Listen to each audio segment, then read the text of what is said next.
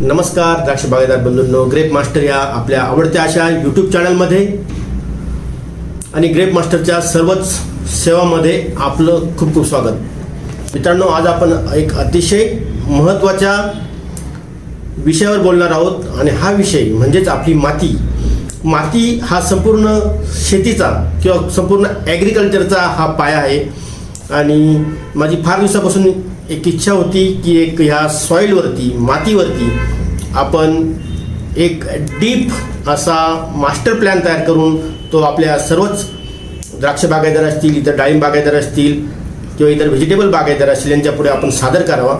मित्रांनो, आज आपण बघतो की बऱ्याच ठिकाणी आपण माती परीक्षण करतो, माती परीक्षणावर आधारित फर्टिलायझर मॅनेजमेंट करायचा प्रयत्न करतो, तर काही ठिकाणी आपण शेजाऱ्याने काय टाकलं म्हणून मी हीच घेणार किंवा एखाद्या खताचा ब्रँड किंवा एखादा इम्पोर्टेड बॅग आली तर ही फार चांगली आहे म्हणून आपण सगळे सरसगट कुठलाही विचार न करता आपण तो ब्रँड किंवा ते खत आपण वापरत असतो। परंतु आपल्या भारतामध्ये किंवा आपल्या नाशिकमध्ये किंवा आपण एखाद्या तालुक्यामध्ये जरी गेला तर त्या ठिकाणी मातीमध्ये अनेक बदल असतात। इवन एका शेतकऱ्याचा 5 एकरचा प्लॉट असेल तरी त्या ठिकाणी हलकी, मध्यम, बरड, मुरमाची माती, खडकाची माती म्हणजे एकाच 5-10 एकरमध्ये देखील विविध प्रकारची वेगवेगळ्या माती आपल्याला निदर्शनात येतात, आपण बघत असतो।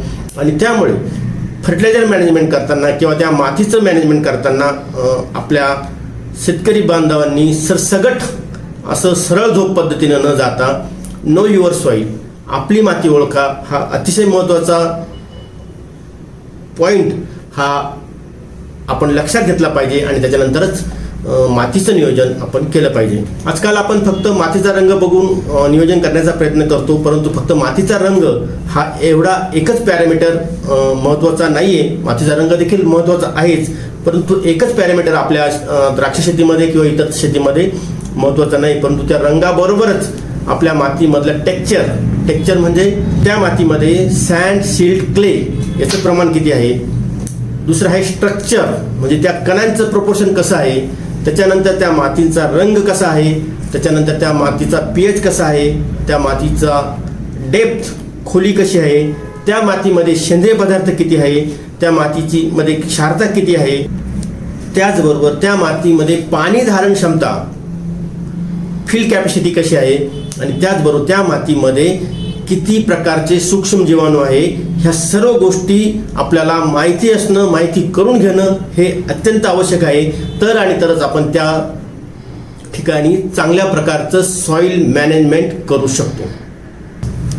तर ही माती हजारो वर्षाचा ऊन, वारा, पावसाचा इम्पॅक्ट होऊन ती तयार झालेली असते। मातीची हळूहळू झीज होते म्हणजेच खडकाची हळूहळू झीज होते आणि त्यापासून माती तयार होत असते।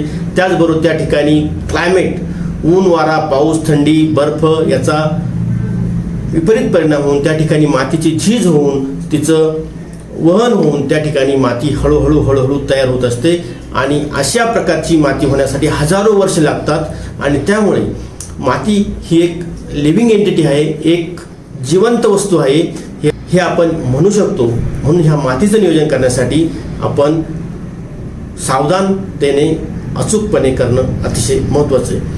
आता हॉरिझन्स जेव्हा आपण एक 5 ते 10 फुटाचा खोल असा लेअर तयार करतो, खड्डा करतो, तर त्याच्या बाजूचा जो भाग आहे त्या ठिकाणी वरचा असतो तो ओ हॉरिझन असतो, त्याच्या खाली ए हॉरिझन असतो, त्याच्या खाली ई हॉरिझन असतो, त्याच्या खाली बी हॉरिझन असतो आणि त्याच्या खाली ई हॉरिझन असतो। आणि हे हॉरिझनची माहिती आणि हे हॉरिझन कसे तयार होतात हे अतिशय महत्त्वाचं आहे। आणि ह्या हॉरिझनविषयी, ह्या संपूर्ण लेअरविषयी माहिती करून घेण्यासाठीच आपण ही सिरीज चालू केली आहे, तर तुम्ही पुढचा भाग नक्की ऐका।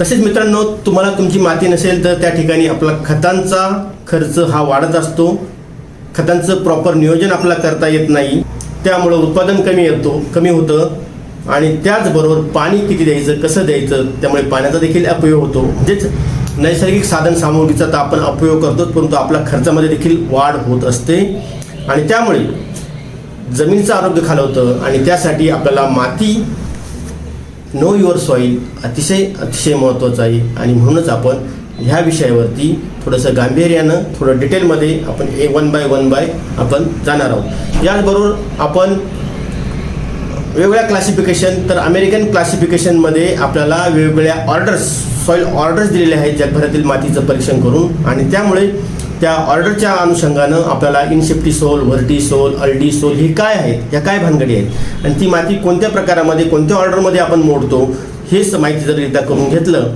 तर आयुष्यभरासाठी आपल्याला आपली मातीचं प्रॉपर नियोजन करता येईल. आणि त्यामुळे आपण वन बाय वन आपण त्या ऑर्डर्सचा आपण अभ्यास करणार आहोत. धन्यवाद.